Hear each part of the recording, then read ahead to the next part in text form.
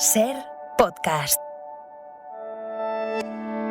Mucho humo, mucha ceniza. Da igual dónde y cuándo. El incendio se reflejaba con bastante llama, sobre todo a eso de las 4 de la madrugada. Se escuchen estas voces. Si quedaban 2 hectáreas o 3, pues nos tememos que lo vayamos a perder todo porque está arrancando otra vez con fuerza el aire. Son las voces de los incendios forestales y todas, Crónica 24/7. año tras año, suenan a lo mismo. Nos cuentan su miedo, su desesperación. Nos hablan de sus pérdidas. Desolado, porque lo que ayer vimos, cómo se nos quemaba el pueblo... De su impotencia. Estábamos llorando, así de claro, llorando porque... El año pasado las llamas arrasaron más de 95.000 hectáreas en España, según algunos cálculos, aunque se cebaron sobre todo con Grecia e Italia. El calentamiento global hace que el riesgo de incendios empiece cada vez más pronto y dure más tiempo. Por eso, ya hay más de 40.000 personas alertadas en nuestro país para luchar contra el fuego. Pero en Crónica 24/7 nos preguntamos, ¿estamos preparados para los incendios del verano? Episodio 127. Toda esa belleza, todos contra el fuego, tú no puedes evitar. ¿Cuántos bomberos se necesitan para apagar un incendio?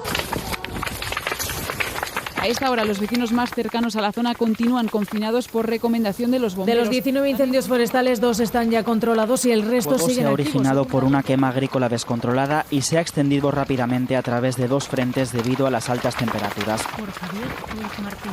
En marzo y abril, en plena primavera. Toda esa vegetación está sufriendo ahora mismo una sequía, un déficit hídrico importante y es fácil de prever o de intuir. Evidentemente no sabemos el futuro, pero con estas circunstancias, en cuanto de verdad acabe la primavera y empiecen los primeros calores del verano, pues toda esa zona empiece a sufrir incendios muy constantes. Es Carlos Madrigal, ingeniero forestal, especialista en incendios.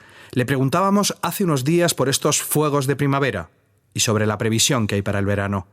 Es la misma reflexión que hicieron los forestales en los meses previos al verano de 2022, cuando en Zamora ardieron 70.000 hectáreas en una decena de incendios.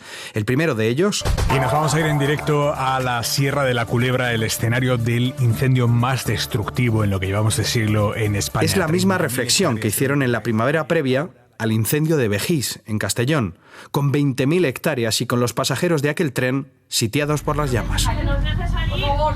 Que nos deje salir. Sigue para atrás, coño. Que no cunda el pánico, por favor. Y es que el monte es tozudo, y la evidencia científica también.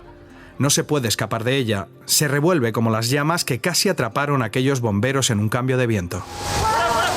En las actuales condiciones, no parece que podamos hacer mucho más para evitar los incendios forestales agravados por el cambio climático. Es que las calores que están haciendo no son normales, no ha llovido y se junta todo.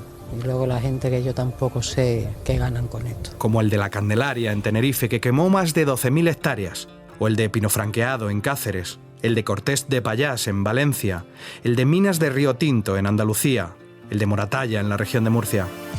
La letanía de nombres de municipios e incendios que recordamos podría seguir hasta el infinito, porque un año tras otro hemos asumido que, aunque estamos todos contra el fuego, los bosques de toda España son un polvorín y habrá incendios y helicópteros sobre vecinos desesperados como este. Y ahora tampoco hace viento y están trabajando muy a prisa los helicópteros. Es posible que lo controlen, pero habrá hecho mucho daño y estamos siempre desesperados porque es un polvorín. Todo esto que acaban de escuchar son sonidos de nuestro archivo de los últimos veranos y también de las últimas 2 primaveras, estaciones que ya muchas administraciones consideran temporadas de incendios. Toda España vive un año más de estrés hídrico, sin lluvias, sobre todo en el sur y en la fachada mediterránea. Sí que hemos tenido unas precipitaciones muy abundantes y bien en su momento, el momento correcto pues es eso, en primavera, en marzo, abril, en el que ha habido precipitaciones abundantes en prácticamente toda la península ibérica, excepto pues toda la franja del este de España, ¿no? Toda la Comunidad Valenciana, Murcia, el sureste de Cataluña, donde las precipitaciones han sido mucho menos cuantiosas o inexistentes. Esta reflexión la sustentan datos de la EMET a los que pone voz Javier Gregory. Desde el mes de octubre, cuando empezó este año hidrológico, ha llovido un 6% más en España con respecto a la media de referencia, según los datos de AEMET, excepto en 4 grandes puntos: sur de Cataluña, Comunidad Valenciana, región de Murcia y sureste de Andalucía. En estas zonas ha llovido hasta un 50% menos. Y por eso, todo ese combustible, toda esa masa forestal que no ha recibido precipitaciones o muy pocas, pues acusa una sequía acumulada, un estrés hídrico muy importante. Entonces, en cuanto tengamos un episodio de calor o se den las circunstancias, es muy fácil que ese incendio sí que sea un incendio importante, ¿no? Así que podemos decir que el calor y la sequía nos colocan un nuevo escenario, uno en el que no solo el verano es el periodo clave. Por poner solo un ejemplo, en la Comunidad Valenciana, los 3 incendios más grandes de 2023 y 2024 se han registrado fuera de verano. Los 3 después de 3 periodos anómalos de mucho calor, causados por... El cambio climático está avanzando a una velocidad mucho mayor de lo que las especies o los ecosistemas son capaces de asimilar. Con lo cual, pues la mayor parte de la vegetación, sobre todo la vegetación de los países del arco mediterráneo, pues sufrimos las consecuencias. Y ahora llega un nuevo verano, y estas primaveras tan calurosas que vivimos desde hace años. Entre hoy y el viernes tendremos temperaturas propias del verano, incluso de la canícula en algunos casos, por ejemplo en el Valle del Guadalquivir, con máximas que superarán con facilidad los 35 grados. ¿Y cómo lo vamos a combatir? La realidad es que ahora mismo ya hay miles de bomberos y técnicos forestales desplegados por toda España. Y que ya está la UME en sus cuarteles preparada para viajar urgente a un nuevo lugar de España, del que todavía no sabemos el nombre. Con información de la red de emisoras de la SER, estos son los puntos de las comunidades con mayor riesgo, los llamados puntos críticos. En Cataluña, la campaña se adelanta 15 días por tercer año consecutivo por la situación de sequía extrema. Nunca los bosques habían estado tan secos. El que fem és posar-hi més anticipació. Habrá más anticipación y más medios que nunca, ha anunciado el presidente Pere Aragonès. Serán necesarios, según el jefe de los bomberos, porque tras 30 meses de sequía el bosque es un polvorín y además... Tenim 5 embassaments que están fuera de... Hoy por hoy hay 5 embalses en Cataluña casi vacíos que no se podrán usar para coger agua y descargarla sobre las llamas, y eso ralentizará en algunos puntos las labores de los bomberos. En la Comunidad Valenciana hay un plan activado todo el año, pero aparte se activó un dispositivo extraordinario ya en Semana Santa, el 1 de abril. El operativo de extinción lo forman 1.200 efectivos. Algunos de ellos han protagonizado sonoras protestas en los últimos meses. Evidentment estem treballant en un model operatiu del segle XX. Això està completamente obsoleto. Pero dejaron de movilizarse cuando el presidente Mazón los citó en la Generalitat y les prometió una hoja de ruta para mejorar sus condiciones y darles más medios. En Castilla y León el dispositivo empieza el 12 de junio y acaba el 12 de octubre. No se ha adelantado este año porque ya se adelantó a raíz de los graves incendios de 2022 en la Sierra de la Culebra, en Zamora.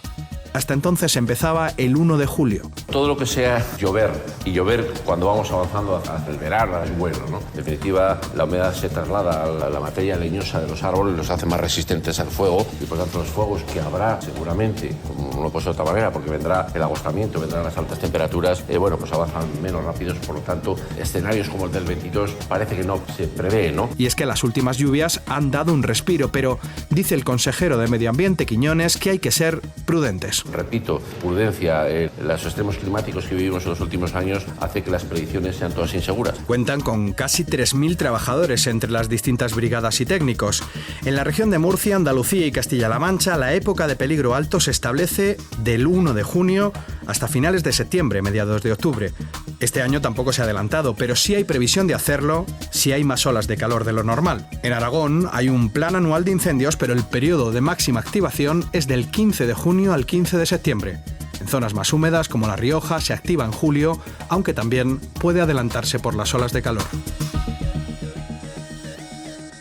Así que sí, estamos preparados sobre el terreno para apagar los fuegos. Sin embargo, los expertos piden que se trabaje todo el año, intensificar la silvicultura para proteger mejor los bosques. Es la gran reivindicación, y para eso hace falta dinero. La ingeniera forestal Mónica Parrilla es también responsable de biodiversidad de Greenpeace. Necesitan presupuesto para ordenar las masas forestales, gestionarlas y asegurar que son masas mucho más resilientes ante la propagación de las llamas. Un ejemplo de estos trabajos previos al verano lo tenemos en Valencia. Cuenta la Generalitat que se han construido 8 nuevos depósitos de agua, se ha intervenido en más de 4.300 hectáreas cortafuegos y en 100 kilómetros de limpieza de pistas forestales. Este es el camino. Sin embargo, todavía queda una cosa más. Todos los expertos coinciden en que, aunque estamos todos contra el fuego, hay que seguir haciendo campañas de concienciación como aquella y también vigilancia, porque los incendios tienen 2 realidades de origen. Las masas forestales han aumentado fruto del abandono del medio rural, de sus actividades, y además sufren las olas de calor y las sequías, como decimos, agravadas por el cambio climático, lo que hace que sean mucho más inflamables y, por tanto, aumenta el peligro de propagación de incendios forestales. Pero recordemos también, en días de altas temperaturas, que el riesgo de ignición, es decir, el origen de los incendios, es al 95-96% origen humano, con lo cual hay que prevenir mucho ese primer foco. Ahora mismo, en un lugar de España que ojalá pudiéramos determinar, se están dando ya las circunstancias para un gran incendio. Calor, sequía, viento y la chispa de un descuido. El fuego ha quemado 16.000 hectáreas en los 4 primeros meses del año 2024. Según datos del Ministerio de Transición Ecológica, es menos que otros años, pero el fuego es tan imprevisible e inexplicable que es imposible saber en qué verano estaremos. Crónica 24/7.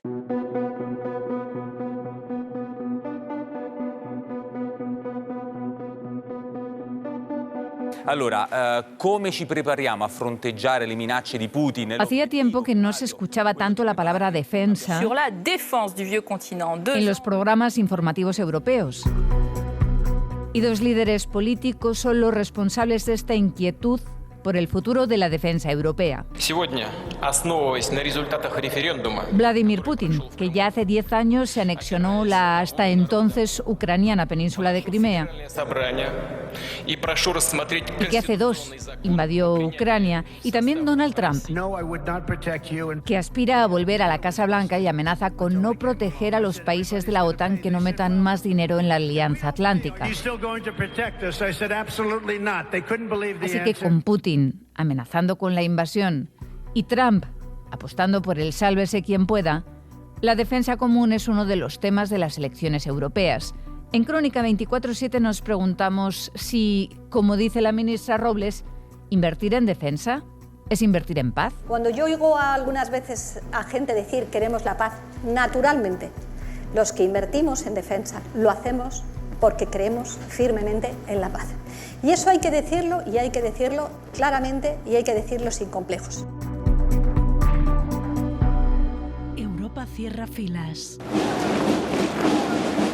Por Pablo Morán. En un mundo tan convulso como el actual, ¿cómo de importante es tener un ejército que te proteja y disuada al enemigo de atacarte?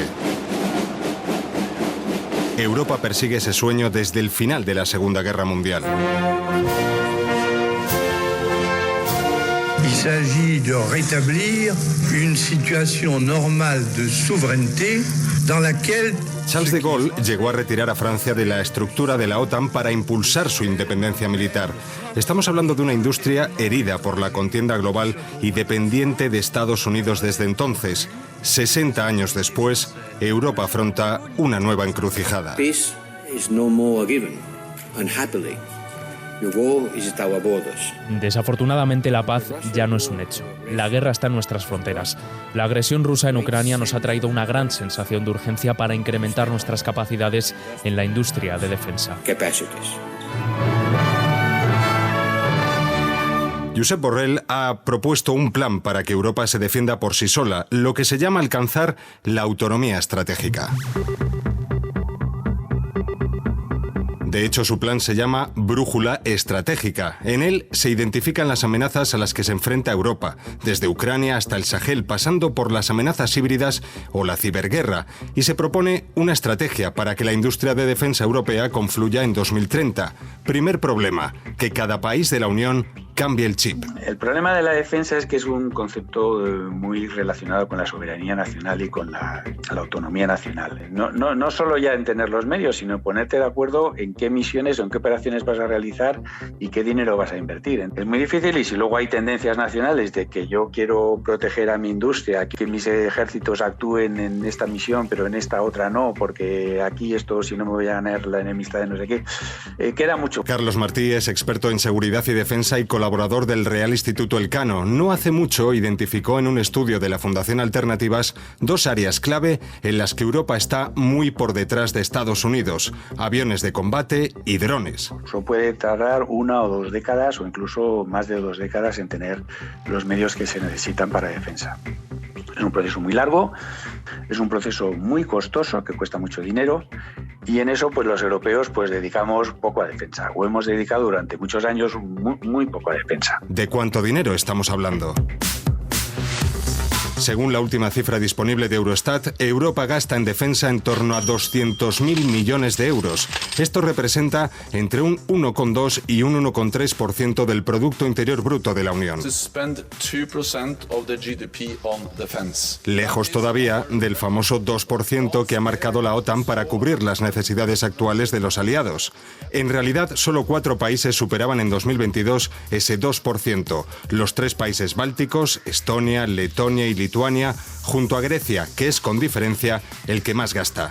Borrell calcula que hay que poner 70.000 millones de euros más para alcanzar el objetivo. Bueno, eso y poner de acuerdo a los 27. Podemos hablar de una industria francesa, una industria alemana, una industria española. Bien es cierto que luego hay grandes grupos industriales, y eso es muy bueno, que hacen programas conjuntos. Y luego también hay otro tema muy importante que se llama OTAN.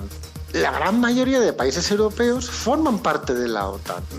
Pues al final manda quien paga. Y Estados Unidos tiene una industria magnífica que también exige que haya una homogeneidad en los sistemas. El analista de asuntos estratégicos de seguridad, Gabriel Cortina, señala otra incógnita: cómo alcanzar la capacidad de disuasión que hoy depende de la fuerza nuclear de los ejércitos. Solo Francia tiene armamento nuclear, ¿vale?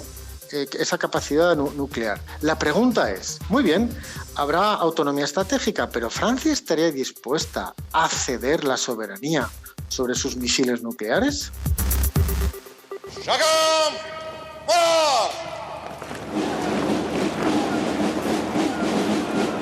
¿Y qué pasa con el personal, con la tropa? Algunos líderes europeos están tanteando la posibilidad de recuperar la mili. Es mucho más importante tener unos ejércitos especializados con un servicio voluntario, pagado con buen sueldo y con unas personas que aprenden su oficio y saben hacerlo. De tener montones de soldados, lanzarlos a la guerra, como se ha hecho tantas veces, sin una debida preparación, sin unos debidos conocimientos, es mandar a la gente poco menos que al matadero. Lo cual no quiere decir que en un momento determinado, y si la crisis y las cosas van yendo a peor, pues no sea necesario a lo mejor aumentar los incentivos. Hay una cosa que tenemos ya activa y es muy buena, y en mi opinión habría que activarla mucho más, que se llaman los reservistas. Una participación de la sociedad civil, buenos profesionales, ayudando a las Fuerzas Armadas en diferentes temas, desde veterinario, médico, electricista, especialista en sistemas o traducción, en fin, interpretación, hay de todo. Alternativas para un rearme europeo que Macron veía esta misma semana imparable. Oui, c'est une révolution copernicienne qu'il nous faudra faire. Sí, es una revolución copernicana la que tendremos que hacer para lograr construir este marco común de seguridad, defensa y, por tanto, de paz para hacerlo en Europa. Pero este momento es el correcto. Esta nueva era es la que debería permitirnos hacerlo.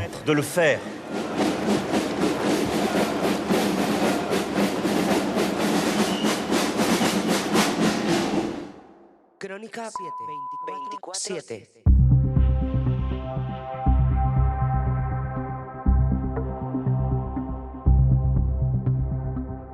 Y cómo no a todas las personas trans que estamos sufriendo todos los putos días. Carla Sofía Gascón es actriz española y se ha convertido en la primera intérprete trans en ganar el premio de interpretación del Festival de Cannes. Todos tenemos la oportunidad de cambiar a mejor, de ser mejor personas. Así que, a ver si cambiáis, cabrones. Todo el reparto de su película ha conseguido el galardón.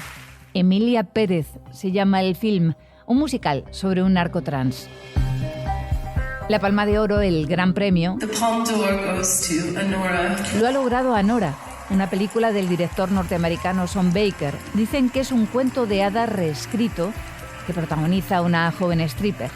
Estas películas que se vieron en Cannes, las del palmarés, se podrán ver en España seguro. Pero por el Festival francés pasaron muchas películas más. Es la cita más importante del año para el cine. Por allí pasa mucho, pero a nuestras salas no llega tanto. Primero, porque cada vez es más caro distribuir una cinta. Y segundo, porque cada vez hay menos espectadores en las salas. ¿Y eso lo consideramos un saqueo? No, eso es el mercado, amigo. O sea, es el mercado del cine, amigo. Y de eso te vamos a hablar ahora en Crónica 24/7. ¿De qué películas llegan a los cines españoles y por qué esas y no otras? El negocio del cine.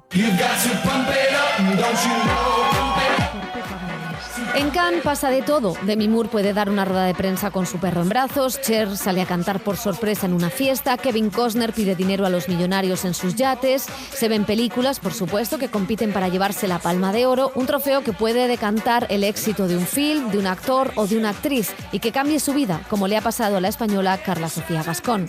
Sí, pero es que yo tampoco me lo tomo, ya te digo, que no me tomo las cosas, ni los éxitos ni los fracasos de una manera tal. Pero debajo de todo eso, del glamour, de los premios, de la competición, de la crítica, en los sótanos de ese palais engalanado hay todo un centro de negocios internacional. Es una de las grandes bazas de este festival que tiene uno de los mercados cinematográficos más importantes para la industria. Es en el sótano donde está ese negocio, como nos descubre Roberto Butragueño, CEO de Sideral, una de las distribuidoras y productoras españolas más recientes. Muchas películas que se compran, se venden, es un mercado muy dinámico. Kilómetros de pabellones, mesas, puestos de países y empresas que promocionan sus películas, sus platós y sus series. Es la oportunidad para reunirse los profesionales, para negociar, para impulsar nuevos proyectos o para lograr coproducciones entre países. El Marché du Film es el punto de encuentro de más de 12.500 profesionales que compran y venden, pero este año ese mercado ha tocado techo. La inflación ha llegado al cine y los precios de las películas están imposibles. Sobre la subida de precios, creo que es algo que ya se ha instaurado en el mercado. Tiene también un poco que ver con todo, ¿no? Con la locura un poco después de la pandemia, no solo en este sector, yo creo que en todos. Lara Camiña es socia de Bitim, una distribuidora independiente española que viene a Cannes cada año para comprar películas y luego distribuirlas en los cines españoles. Lo mismo que Enrique Costa, al frente de Elástica, que tiene claras cuáles pueden ser las claves de esta subida de precios. Por la competitividad no solo de las distribuidoras independientes, sino de las majors y de las plataformas. Y creo que una de las razones fundamentales de esta subida de precio no es otra que esa huelga de guionistas y que vivieron en Estados Unidos el año pasado. La cifra que ha alertado de la subida es la de 1 millón de euros. Es lo que pedían por una de las películas de sección oficial de la que nadie quiere decir su título.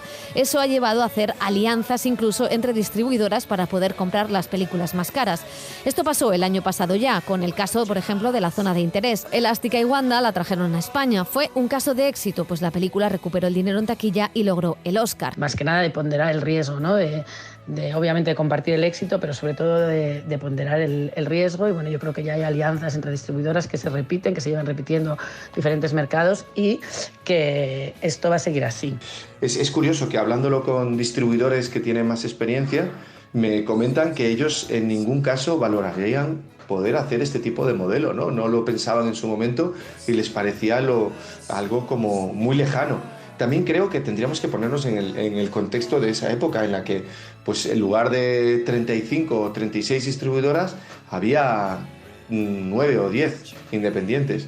Entonces, bueno, había películas para todos. Enrique Costa también compró el año pasado La Palma de Oro, Anatomía de una caída. Todo un fenómeno en la taquilla. ¿Hay algo que pudiera encajar con un suicidio? Lo he pensado, obviamente, pero me cuesta mucho creer que se matara con Daniel en casa. Es que algo así no me entra en la cabeza. Este año sus compras han sido arriesgadas. Entre ellas, la que se dice es una de las películas más caras, Emilia Pérez, un musical narcotrans de Jacques Audiard. Y también la película donde Demi Moore se venga de la industria, The Substance. Have you ever dreamt of a better version of yourself?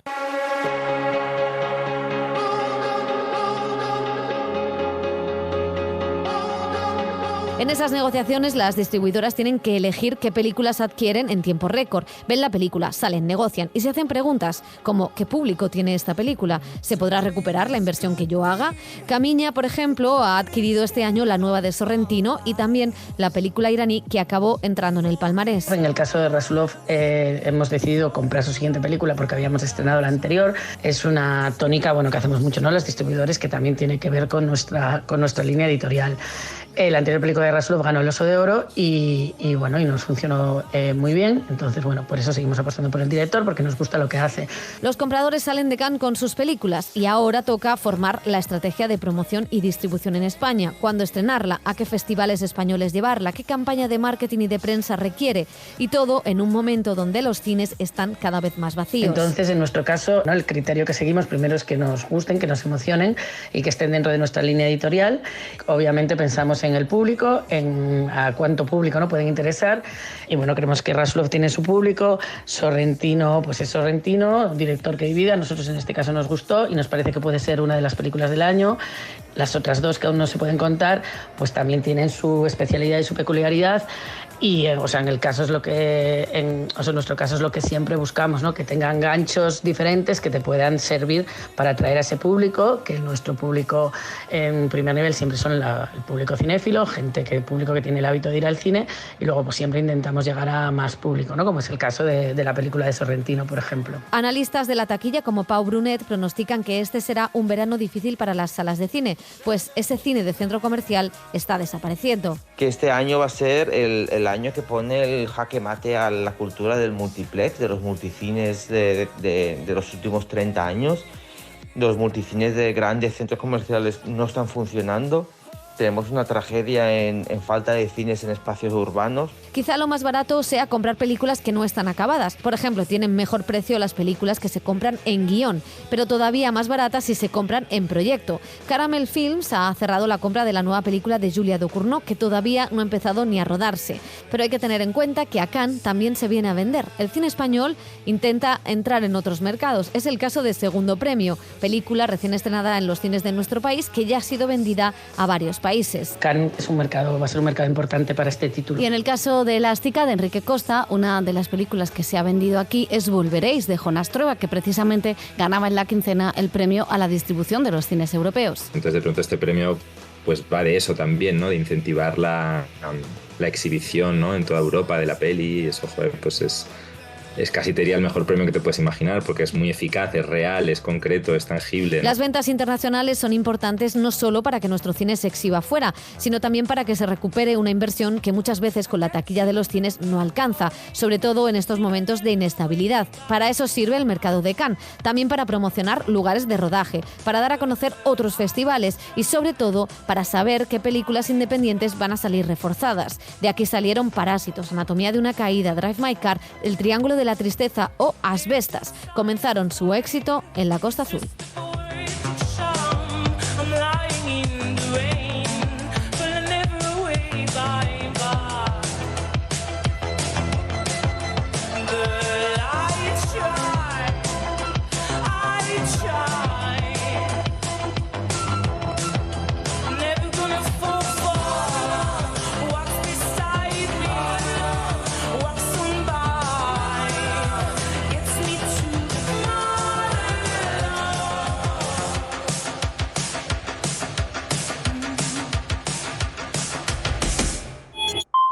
Crónica